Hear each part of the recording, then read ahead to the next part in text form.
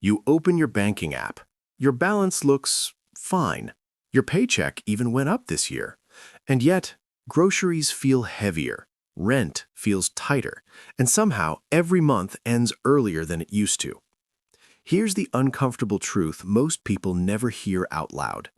Inflation doesn't hit everyone at the same time, and it doesn't hit everyone the same way. It moves fast for workers and slow, almost gently, for the wealthy. That difference is not an accident.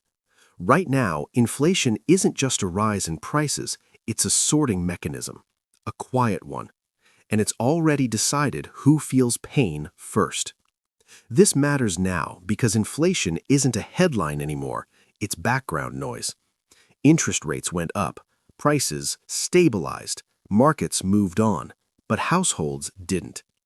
When inflation spikes, we're told it's a temporary phase, a supply shock, a global issue, something abstract. But inflation doesn't live in charts, it lives in timing.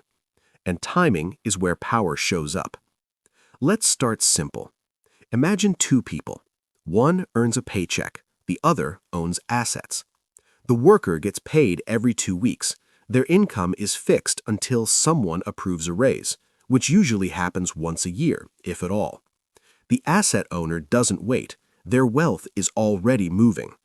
When prices rise, companies raise prices. Revenue goes up immediately. Assets reprice almost instantly. Stocks, real estate, businesses, even fine art. Inflation shows up as a line item for workers, but as a multiplier for owners. That's the first gap. Now let's slow this down. Inflation starts when more money chases the same goods. Supply lags, demand pushes. Prices respond fast, wages don't. They never have, because wages are sticky. A company can change prices overnight, but it cannot or will not change payroll that fast. So when inflation rises, the first thing that happens is simple. Real wages fall. Not because your paycheck shrank, but because its purchasing power did. You're doing the same job for less, quietly. Meanwhile, businesses are passing costs forward. Landlords raise rent. Corporations protect margins. Investors reprice risk. Inflation is moving through the system like a wave, but workers are standing still while it passes over them. Now here's where the story gets uncomfortable, because inflation doesn't just erode money, it redistributes it. Think about debt. Most households carry it: credit cards, auto loans, mortgages. When inflation rises, interest rates eventually rise too. That makes new debt more expensive. Workers borrow later at higher rates. They refinance less. They absorb the cost. But asset holders borrowed earlier at lower rates. Inflation actually helps them, because inflation shrinks the real value of fixed debt. If you locked in a mortgage years ago, inflation is quietly working for you. Your payments stay the same. Your income eventually rises. The debt gets cheaper over time. That's not a loophole, that's the design. Inflation punishes people who live in the present and rewards people who locked in the past. Now let's talk about cash. Workers hold cash because they need liquidity, rent, food, emergencies. Cash loses value during inflation. The wealthy don't hold much cash, they hold assets. Assets absorb inflation. Sometimes they even accelerate because of it. So while a worker watches savings erode, an asset holder watches valuations rise. Same inflation, different outcomes. And here's the irony. The public narrative says inflation hurts everyone equally, that it's a shared burden, a collective sacrifice. But the math disagrees. Inflation hurts people who earn money later and benefits people who already own money now. That's why wealth inequality widens during inflationary periods, even when wages rise.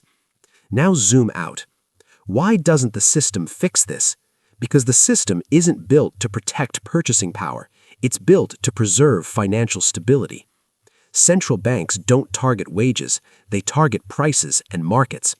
When inflation rises, they raise rates. Markets react instantly. Households react slowly. Rate hikes cool demand by slowing borrowing. That means fewer purchases, less investment, less hiring. Which side feels that first? Not asset holders, workers. Layoffs, hiring freezes, reduced hours. Inflation rises fast. The response hits labor first. And then, eventually, wages adjust after the damage is done. This lag isn't accidental, it's structural. Now let's confront the quiet absurdity in all this. We're told inflation is dangerous because it overheats the economy, but the solution is to cool it by making life more expensive for people who spend most of their income just to live. It's like fixing a house fire by lowering the water pressure for everyone inside. Effective, but not evenly felt. Over time, this creates a pattern. Workers absorb inflation early, owners adjust immediately, and by the time wages catch up, prices have already moved again. It's a treadmill that never stops, and the longer it runs, the more it selects for one thing: ownership. Not effort, not productivity, ownership. That's the part rarely said out loud. Inflation doesn't just change prices, it changes incentives. It pushes people away from saving, towards assets, towards leverage. Those who can adapt do. Those who can't fall behind without ever failing. Now step back one more level. What happens if inflation becomes normal, not a spike, but a feature? Wages chase prices forever. Debt becomes a requirement, not a tool. Cash becomes a liability, and asset ownership becomes the dividing line between stability and stress. At that point, inflation isn't just an economic condition, it's a social filter. Quiet, legal, and mostly invisible. So here's the unresolved question. If inflation consistently rewards ownership over labor and punishes workers before anyone else, what happens to a system that still pretends effort alone is enough?